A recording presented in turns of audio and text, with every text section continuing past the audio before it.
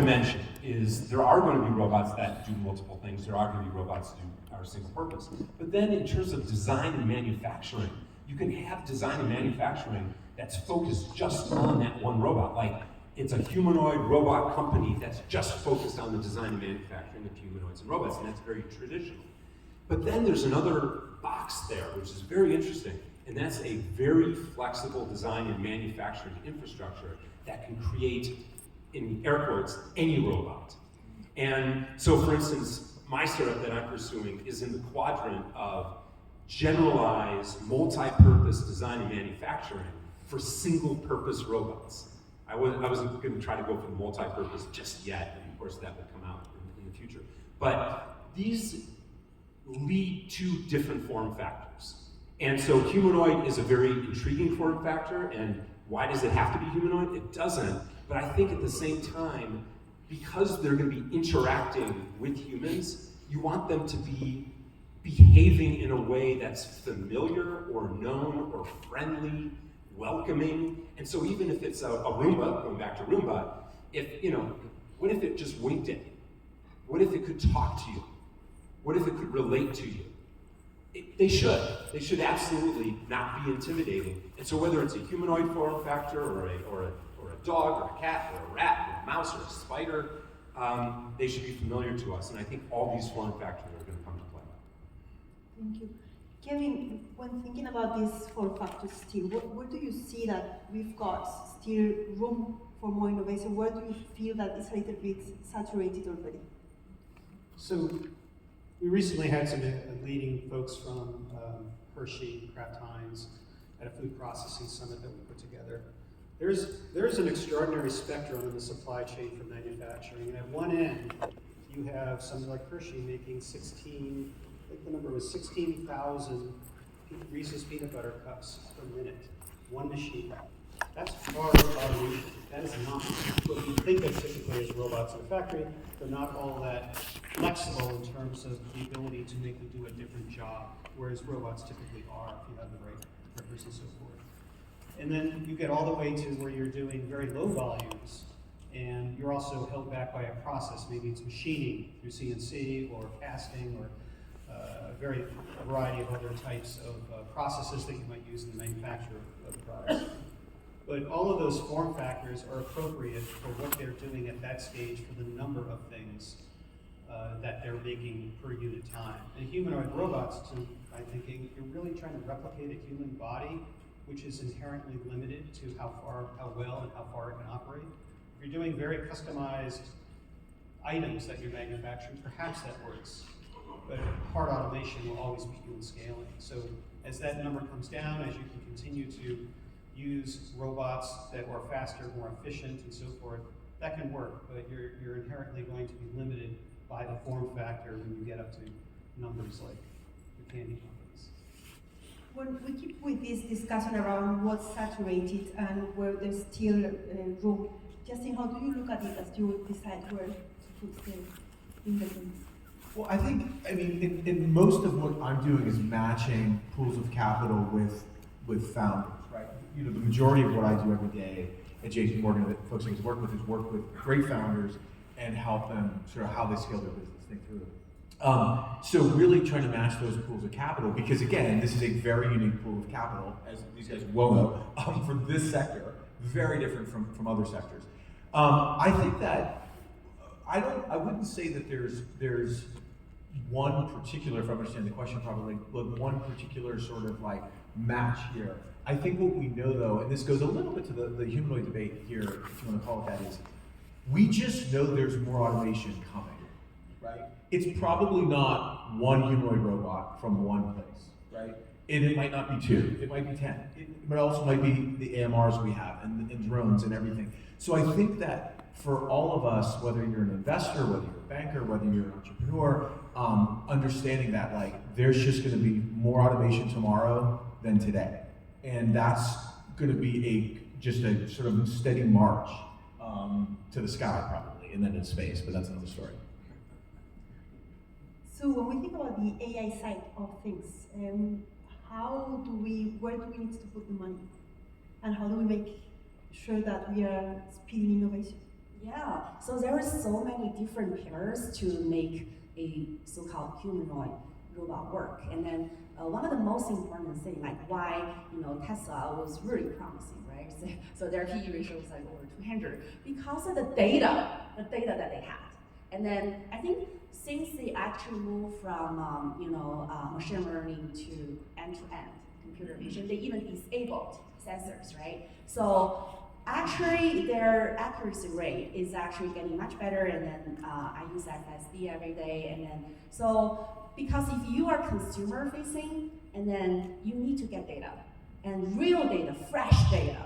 So whoever can get the most data, you have a better chance to win. So that's why we actually, as an investor, and then we actually focus on one of the pillars we heavily invested is data. So we invest in a company like Max Insight, a lot of companies that they are actually feeding data, providing real data. They actually build global farms to collect the data, to do one thing repetitively very well, and then feed those data to those foundation model companies. So that's the huge promise there. And then, but that's definitely a lot of research, and then definitely, it requires different type of investors, like corporate investors, family offices, and even, Morgan Stanley, so-called gold channel these days, like Elon Musk, and then you hardly heard like endowment fund or, I don't know, like pension fund investing in those type of companies, and you heard, I understand, there's a lot of individuals putting money in this field because the promise, right, is certainty there. But and then but another pillar I think is very interesting is single task robots. Do one thing very, very well, because that doesn't require so much research, but you have to do a lot of tedious work, dirty work. You have to treat operation also as product, and then not just the demo itself. Like one of the company that we invested early called RTD Coffee, which also had a booth, and they had a booth everywhere. They had a booth at GDC, and then at a lot of hedge fund events, because they have over 30 stores, and they are making this barista arm. So they make gourmet coffee, and not just it's fancy to look at, but it tastes good. So it's not really so much advanced, but they treat operation as products. That's very, very important. And as we were preparing this panel, and also Kevin mentioned a little bit before, we were discussing what invest. Is it about the software side? Is it about the hardware side? And we've got different points of view here in the room. So do you want to start? So do we invest in software, in hardware? You are investing primarily on the software side of things. Yeah, I think the beauty of investment is we all have different investment thing. That is great, right? And then, but for me, because of the gene, and we were, early employees at Google and Facebook, so we're researchers, so we understood data. So that's why our investment thing has always been data mode and network effect, meaning that I'm just a startup. I'm not like Shein, we can spend like millions or tons of millions a day to do advertisement, right? So how do I grow? Network effect. You don't need to spend that kind of ads money, right? So that's why, that's what we actually focus on. We were early investor, a lot of China financials and Rapid and then the water companies. But I feel like these days, because of the recent acquisition, and two of them, right? Recently, like Rock, and also the other one is Manus, right? $1 billion acquisition. I feel like right now, if you want to win in the agent space, not the data from the customers, it's the data inside your own operation. So really, we're the craftsman, like the success of TSMC, it's not like, I got all this on Google, Facebook, I got a lot of the user data, that's why my product's better. No, it's because I'm able to actually hire 100 people. I mean, probably in Meta or in Gemini or OpenAI, the one that actually number of engineers are working on deliver PowerPoint, maybe just single number, But at the startup, I can hire hundreds of people, and then just working on this. I'm not, afraid of failure, but I will actually use, labor intensive actually to actually make it work. And Kevin, what's the beauty of the hardware side of things? It's a moat. Right? A lot of people don't realize that, but software, you can look at the operation of it, and perhaps you can unpeel it, but if you don't actually have it, it is difficult. The hardware itself and doing it well is a moat to other companies. So when you're investing in a company and they have working hardware, it takes a long time to get to that. We have companies right now that are looking at this very issue for their applications. One recently is Superpowers Mobility, which is doing high-performance off-road electric vehicles. They're typically called UTVs, made by companies like Polaris. But they're creating a moat by making the system that they're implanting in these vehicles robust, very well engineered. So you can use the engineering part of it, which might take several years for someone else to catch up. AI is not going to solve your hardware problem if it involves a lot of different, literally in this case, moving parts. And so I think that's one way where hardware can differentiate a company from another one. And I used to get a response from investors for some of my startups in the past where they would just say, oh, hardware companies, it takes too long, they don't make money, it's software companies.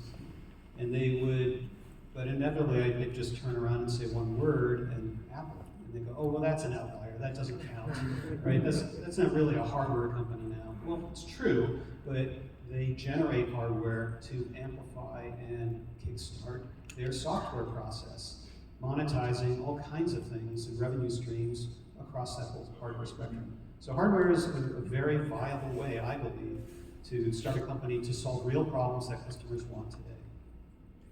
And to extend on that, it's absolutely hardware is a moat today. And I would posit that it's not a moat tomorrow. And I don't know what that timeline is, but because of AI and where it's going and how fast it's moving, it will be able to, again, air quotes, conquer hardware. And if you look at the precursors to many hardware processes, they are software. And if AI can conquer software, it can certainly conquer software that conquers hardware. And when will it be? I probably shouldn't use the word conquer, that sounds very devious. I don't mean this devious in any way. But ultimately, like right now, it's incredibly difficult to build hardware. It's way too difficult to build hardware. There's too many skills you need. It's way too complicated. But it won't be in the long run, or even the medium run. And so I guess I'll throw out a number there. In 3 to 5 years, hardware will be as simple as software. You will be able to vibe code hardware. And it will no longer be a moat. So invest now? So exactly. Build your company now, invest now. It's a wonderful opportunity to get out there and build a deep tech hardware company. I actually agree. I think at the NVIDIA keynote, synopsis, right? So simulation nowadays is really, really important. And we also invest in chip agents. And even like nano, really tiny little chips can be simulated, actually accelerated. So it could totally be a Foxconn on the cloud. So we've got hardware, we've got software, we've got data, things that we need to work on. Is there any other pieces that we are missing to really unlock the robotics moving on? Maybe Warren, I still turn to you. Yeah, absolutely. And it'll just reinforce a point that I made earlier, is that there's the cultural change that has to take place. We are going to be working side by side robots, whatever those might be. And of course, I don't know if we mentioned it yet, but your EV, your self-driving car, that is a robot. It's not a human form factor. It's very much commercialized. Downstairs, what we see, the Zoox is down there, the Waymo is down there. What's the other one? The first personal EV that's down there. Anyway, here in the West Wing, they're all there, but we need to learn to work with them. I guess I'm personifying them. And this is going to affect and enforce the fact that we need this cultural change. It's going to be cultural change in business, cultural change in life, and ultimately the dexterity of these automatons is going to be superior to human.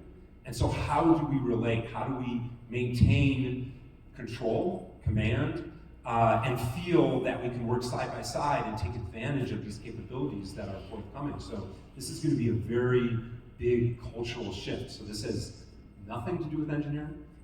This really has to do with how we live our lives and cohabitate with these new products that are coming. And just to add on to that, I mean, I think it's a great point because there is this, in terms of humanoids, people talk about Skynet, like Terminator or something. But I do think there's something else that's even more practical than that. Again, I'm a banker, so I'd say this. But just liquidity, right? So the idea of how much equity capital you need, is there non-dilutive capital, right? To build the business, fine. But here's the other thing.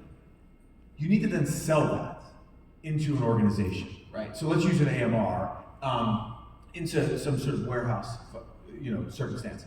You have to convince the people on the other side, and you guys have all been in this in some way, the VP of operations, or maybe it's the CEO, I don't know who it is, that putting this robot in your facility doesn't screw it up.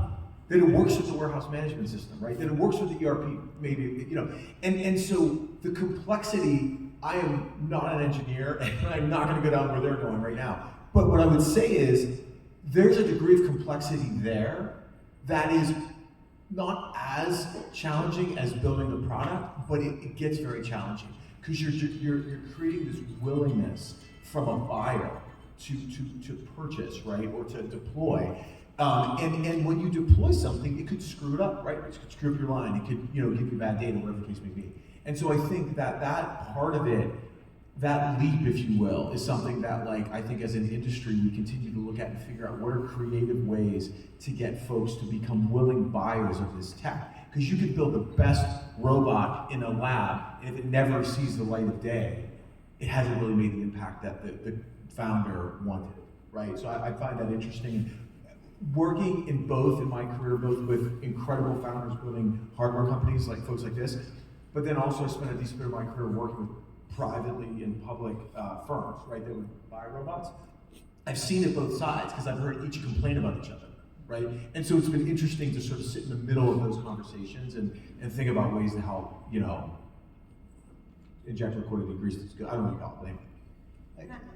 I'd like to sort of respond to Justin on that. I think one of the things we've seen, and I'll give you a specific example in agriculture, is that the people who need these machines now, in agriculture, there's difficulty now getting enough people to do the harvest. The harvest is the largest and hardest part of automated farming.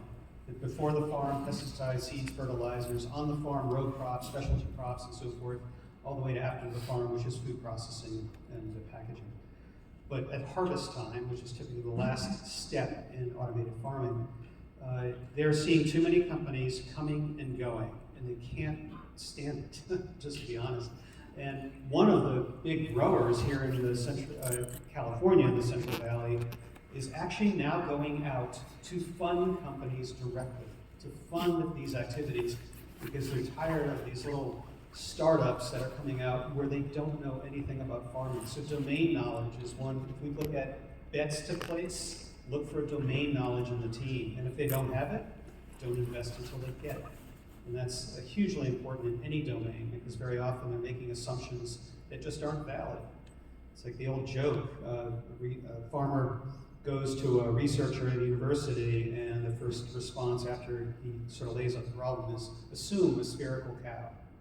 And that's sort of a classic analogy to what happens when people don't know anything about the domain.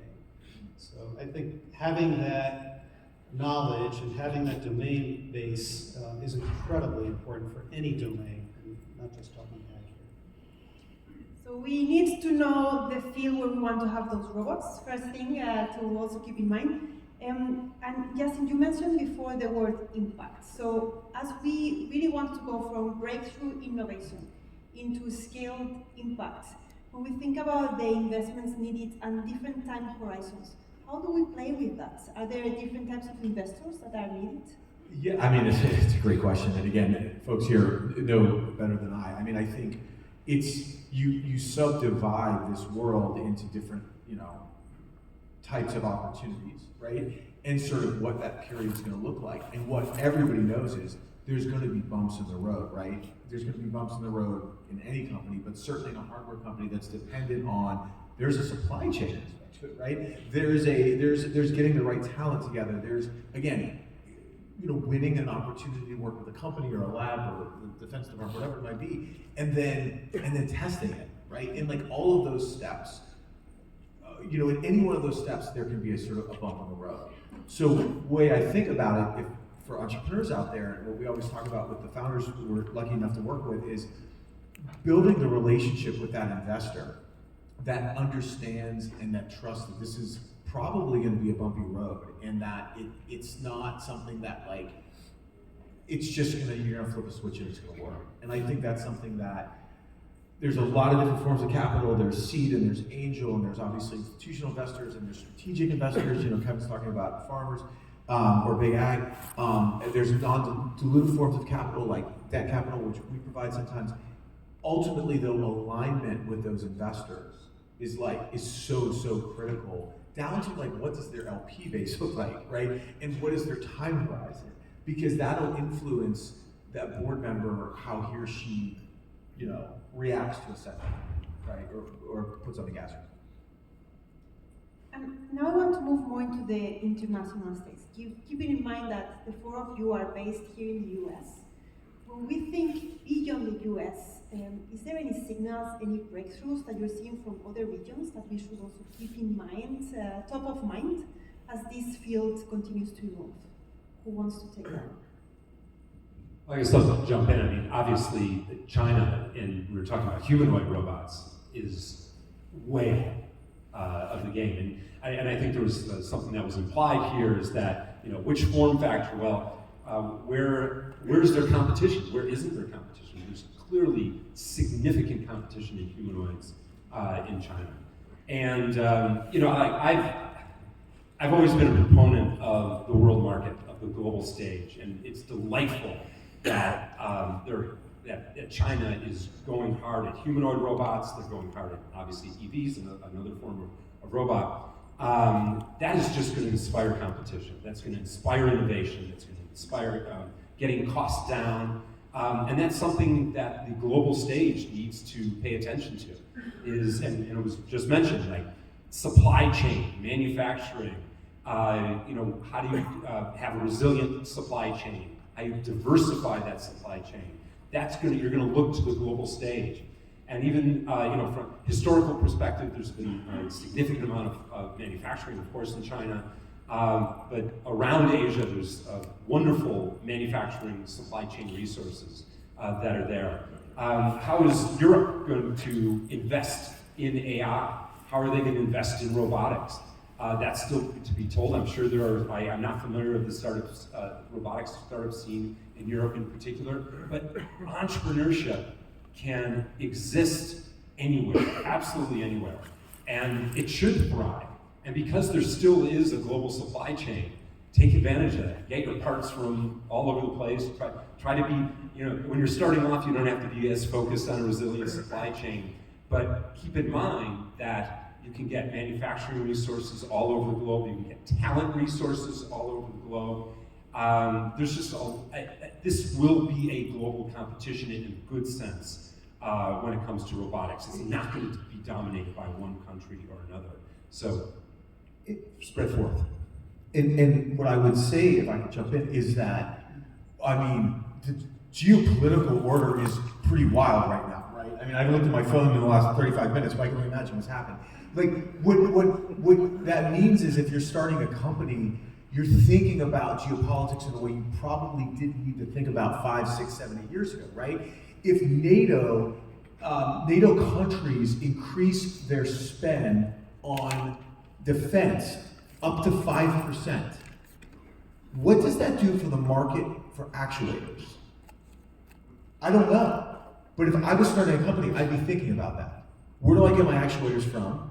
Are they going to all get sucked up by Estonia and Poland, right? And again, this sounds like, but this is the world we live in. So what I would say is, as we're thinking about this, and this is what we talk, like I said, with founders all the time. We did dinner last night. I was talking to a bunch of people about it. You can't really. The hardest job in the world, being a founder of a deep tech company, just got harder in many ways. because of all of these pieces. It's not a reason to run away from it. If anything, we need you guys more than ever. But I think it shows that the sort of the new world order that we're seeing out there is probably going to require you to pay more attention today than you did yesterday, and certainly tomorrow. Yeah, I think, taking advantage of China, you don't need to need to invest in Chinese companies. We based in Silicon Valley, and then we invest in founders that actually, they navigate how to actually, navigate this geopolitical, not us. So we don't need to do that. As an investor, as equity investor, we're lucky. So we just invest in Silicon Valley companies, and then they can actually, work with all those mature technological companies from China and supply chains to advantage of that. And then if there is any changes, and then one of our investment wise, and they're based in Seattle, but they used to have the manufacturing in China when the tariff went up. And they literally posted on LinkedIn that, oh my gosh, the tariff is more than the cost of my product now. So, it's really, another thing is, I feel like, another robotic company that we invest in, they provide data, but they also upsell the robots actually made in China to here. They have to navigate all these things. So I think that's, as an investor, we're lucky that way, but on the other hand, we also invested in, areas like Japan, or like one of the companies, a Taiwanese from Stanford, and then he actually was a laboratory spin-off from Stanford, and then he really fascinated about Japanese culture, so he actually went to Japan. And this company is going IPO in Japan's Matters Board. It's called Sesame Smart Lock. So basically, the single, people, they don't, oftentimes they don't actually get this, to actually make your customer's life easier just by a little bit, and then you can be a hit product. So for their product, you don't have to do the installation. You just glue on the net box of your door, and then you can use your phone to open the door, right? So it turned out that a lot of short-term rental companies in Japan, they're using this to manage their properties.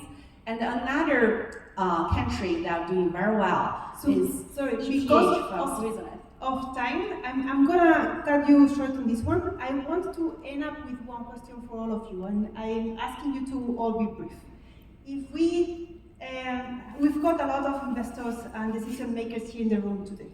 If we want them to take away one single thing from the panel today, what would it be? Justin, I'm starting with you. I think geopolitics. I think process and software. Building the right team to do everything right, not just engineering. If you're ready to start a company, forget everything we just said and start. Never a bad time. And with that, I want to thank all of you here in the room for